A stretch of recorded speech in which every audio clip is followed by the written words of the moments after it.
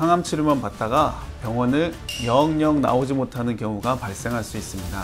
암을 예방하거나 암을 치료하기 위해서는 필수입니다.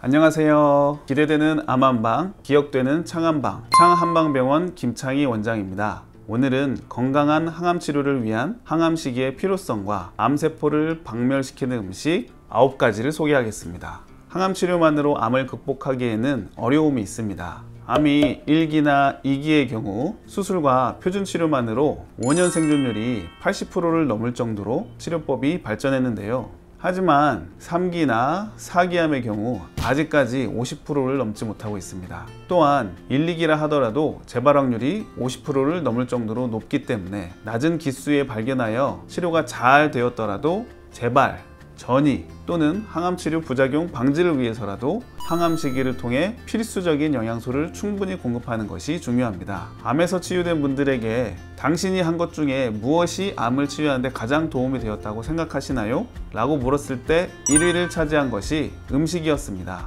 항암 시기 시 암의 기수나 환자의 상태에 따라 권장하는 음식의 종류가 달라질 수 있지만 목표는 같습니다. 첫 번째, 면역력을 키워 암세포의 성장을 억제시키고 더 나아가 사멸시킨다. 두 번째, 치료와 치유를 위한 체력을 키우기 위함입니다. 항암 치료가 길어지게 되면 면역력뿐만이 아니라 체력이 날로 약해지기 때문에 얼마나 잘 먹느냐가 얼마나 치료를 잘 받을 수 있느냐와 동의어가 될 정도인데요. 그래서 올바른 항암 식이요법을 통해 몸에 충분한 영양소를 공급하여 항암 치료 효과를 최대로 향상하고 부작용을 예방할 수 있습니다.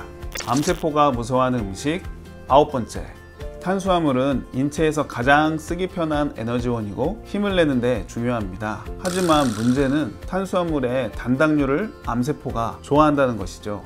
포도당을 흡수하는 글러트 채널이 정상세포에 비해 몇 배 이상 많은 암세포는 혈당이 오르게 되면 아주 감사해하면서 당분을 쭉쭉 빨아당겨서 더 나아가 전이까지 하게 되죠. 그렇기 때문에 탄수화물을 섭취할 때에는 혈당이 천천히 올라가고 혈당 피크가 없도록 하는 것이 중요합니다. 인체에서 에너지원으로 작용하는 요소인 흰 쌀밥보다는 잡곡밥을 드시는 것을 권장하며 설탕은 될 수 있는 대로 절제하고 과육이 많은 과일도 피하는 것이 좋습니다. 단백질은 손상된 부위를 치유하고 조직의 재생을 돕는 데 필요하며 또 근육의 구성 성분이기 때문에 암 환자에게도 꼭 필요한 영양분입니다. 그렇지만 단백질 섭취 시에는 종류와 조리 방법에 유의해야 합니다. 햄이나 소세지, 베이컨 등 가공육은 절대로 피하시는 것이 좋고요. 붉은 육류도 암 위험 식재료로 분류되어 있는 만큼 양 조절이 꼭 필요합니다. 붉은 육류 대신 닭이나 오리 등의 가금류 섭취를 권장드리며 또 닭, 오리보다는 생선이나 해산물을 더 섭취하실 것을 권장합니다. 물론 콩이나 두부 등의 식물성 단백질을 가장 추천드립니다. 암세포가 무서워하는 음식 7번째, 과일과 채소에는 여러 비타민, 무기질, 그리고 피토케미컬이 함유되어 있어서 암세포가 가장 무서워하는 음식이라고 할 수 있습니다. 특히 채소는 당분은 적으면서 암을 파괴하는 데 도움이 되는 성분이 많기 때문에 충분한 채소를 섭취할 것을 권장하고 있습니다. 특히나 브로콜리나 케일 이런 십자학과 채소들이 암 환자에게 좋다고 알려져 있습니다. 그렇다고 해서 십자학과 채소만 드시면 안 되고 다른 종류의 채소를 포함하여 하루 10종류 이상의 다양한 채소를 섭취하는 것이 좋습니다. 과일의 경우는 적당히 드시는 것은 좋지만 당분이 과도할 경우 오히려 악영향이 있을 수 있기 때문에 과일은 너무 많이 드시는 것은 주의하는 것이 좋습니다. 암세포가 무서워하는 음식 6번째, 장은 전체 면역의 70% 정도를 담당하는데 발효식품에는 장내 유익균인 프로바이오틱스가 풍부하여 장 건강 개선을 통한 몸 전체의 면역력을 높이는데 아주 중요하다고 할 수 있습니다. 우리의 전통 음식인 된장이나 간장, 김치가 건강에 좋은 이유가 이 때문이죠. 뿐만 아니라 항산화 물질이 풍부하여 염증을 감소시키고 비타민의 생체 이용률을 높여줍니다. 그리고 항암 중에는 소화 흡수력도 떨어지기 마련인데 발효식품은 영양분의 흡수를 촉진하기 때문에 항암 환자의 체력 관리에 중요한 역할을 할 수 있습니다. 암세포가 무서워하는 음식 5번째, 물은 인체의 70%를 차지하고 있습니다. 기본적으로 물이 없이는 몸이 제대로 작동을 할 수가 없고 탈수가 심하게 되면 사망에 이르기도 합니다. 신비한 물치료 건강법의 저자인 벤맨 갤리지 내과 의사는 암을 비롯한 고혈압, 당뇨, 고지혈증 등 현대인의 만성병 대부분이 우리 몸에 물이 부족하기 때문이라고 이야기합니다. 항암을 하는 환자는 독한 항암약을 분해하고 몸 밖으로 배출해야 하는데 이때 수분이 꼭 필요하기 때문에 충분한 수분 섭취는 필수입니다. 그리고 물을 마실 때에는 찬물보다는 미온수를 드시는 것이 좋습니다. 찬물은 체온을 떨어뜨려 면역력을 약화시킬 수 있기 때문입니다. 암세포가 무서워하는 음식 4번째, 아몬드, 호두, 땅콩 등의 견과류에는 비타민 E와 항산화 물질, 오메가3 지방산 등을 함유하여 항암 치료 시 추천해드리는 음식입니다.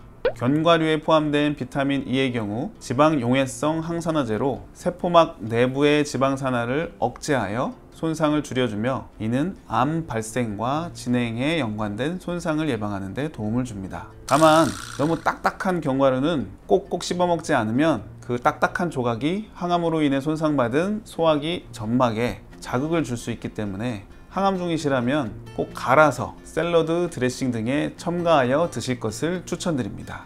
암세포가 무서워하는 음식 3번째, 버섯은 의외로 고단백질 식품입니다. 그 외에 여러가지 미네랄과 비타민이 포함되어 있어 누가 뭐래도 건강식품 중 하나라고 할 수 있습니다.